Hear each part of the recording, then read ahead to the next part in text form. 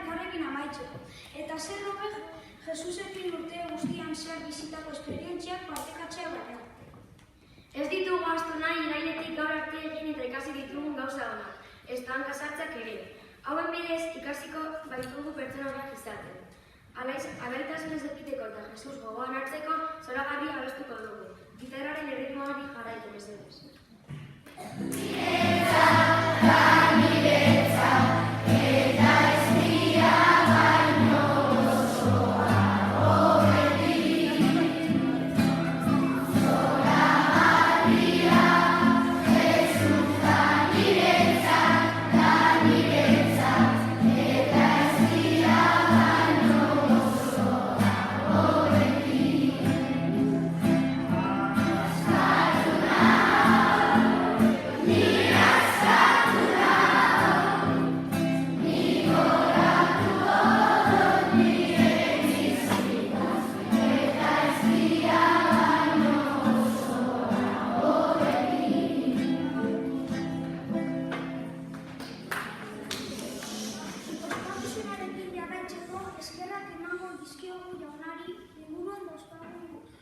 Gauza guztiengatik.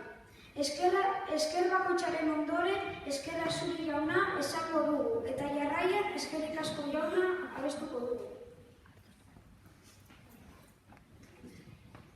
Eskerrik asko jauna dauzkagun familiengatik haien zaintzen eta maitatzen gaituztelako.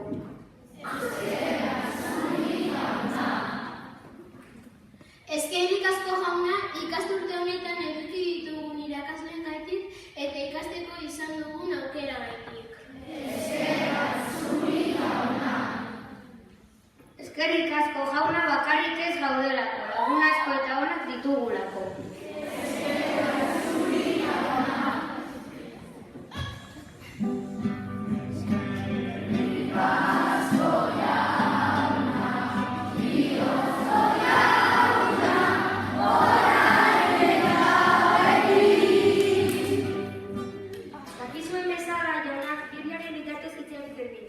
Gaurkoan, talentuen parabona entzungo dugu. Ea adi gauden eta Jesusen mezua horretzen dugu.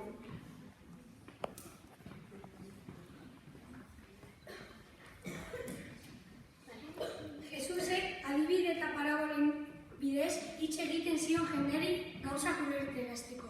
Egun batez, jainkoak bakoitzari eman dizkigun ezaugarri eta dohaina garatzeko zer egin behar dugun sartu nahi izan zen. Eta horretarako adibide hau jarri zuen. Gizon aberats batek bidai luze bat egin behar zuen, baina horrekin morroi egin eta esan ziren. Begira, luzeroan egongo naiz etxetik kanpo. Horregatik nire dirua utziko dizuet lan egin eta irabaziak atera izazuen. Eta hori egin zuen, bati 5 milioi utzi zizkion. Beste bati 2 eta hirugarrenari bat, bakoitzari bere trebetasunare zarabe. 5 milioi hasi zituenak pentsatu zuen. Berehala hasiko naiz lanean eta negozioak egiten, nagusiak utzi didan diru honekin. 2 milioi jaso zituenak ere gauza bera pentsatu zuen. Nagusiak nigan konfiantza duenez, berehala hasiko naiz tratuak egiten utzi didan diruarekin. Baina 1 milioi bat jaso zuenak pentsatu zuen. Arazoetan ez hartzeko dirua ahalik eta ondoen gordeko du, eta horrela nagusia etxeratzerakoan itzuli egingo diot. Handik denbora luzera nagusiak ura bidaiatik itzuli zen. Morroiei deitu zien eta kontuak eskatu zizkion. Lehenengoak esan ziren. Begira, 5 milioi utzi zenizkidan eta beste 5 irabazi ditut. Gero bigarrenak esan zion. Niri 2 milioi utzi zenizkidan eta beste 2 irabazi ditut. Ederki, langileak eta arduradunak izan zarete eta nire ondasuenetatik parte hartuko duzue. Gero milioi bat jaso zuenak. Badakit gizon zorrotza zarela. Eta galdu edo norbaitek ostu aurretik eskutatu egin nuen. Hemen duzu utzi zenidan milioia. Bazenekien zorrotza naizena, beraz bankuan jarri behar zen nire dirua, irabaziak edukitzeko. Morroi alfer eta zentzugabea izan zarelako. Ez zara nire hitzeko kide izango, eta ez duzu nire ondasunetatik jasoko.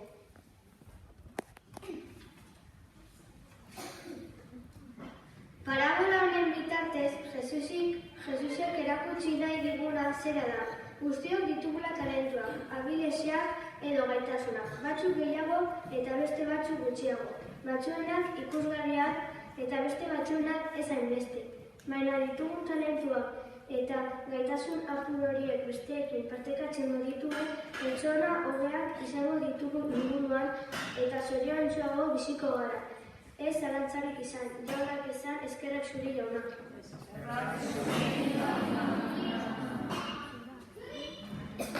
Jarraian gure nahiak jaunari eskatuko dizkiogu.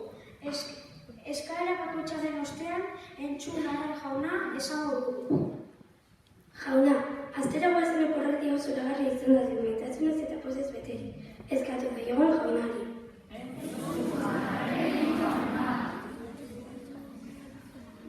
Elkar errespetatzen eta maitatzen jarrai dezagun bizikidetza hobea izan dago.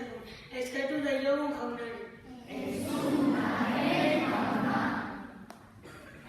Datorren ikasturtean gure familia lagunak eta irakasleak elkartopo egin dezagun gaitasunez eta itxaropentsu eskatu daiogun jaunari.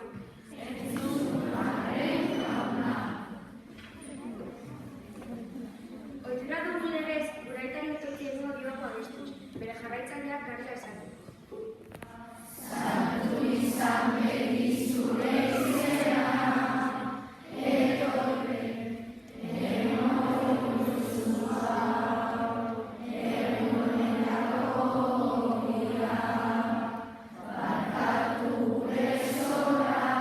Alaitasunez amaitzeko abestu dezagun guztiok batera osik pasagoz.